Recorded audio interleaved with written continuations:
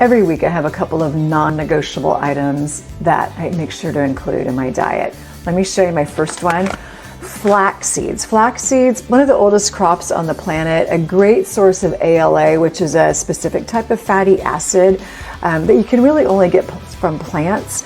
Also a fantastic source of antioxidants. One of them is called lignins, and it is just master antioxidant. There have also been some good studies showing that women, postmenopausal women who consume flax seeds, it actually can lower the active type of estrogen in your system, which honestly, according to this research, has some anti-tumor properties. So that is a really important thing. But here's the deal with flax seeds is you can't eat them in their whole form. It really just goes through your body, and you're not gonna get anything good out of it because it's just too hard to break down. So what I do every week, here's my non-negotiable.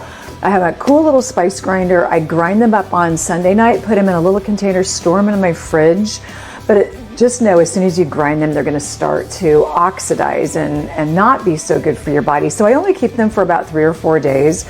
And this is also why I never buy the ground flax seeds in supermarkets, because once they're ground, they start to oxidize. So get the whole flax seeds, grind them yourself. This is my non-negotiable.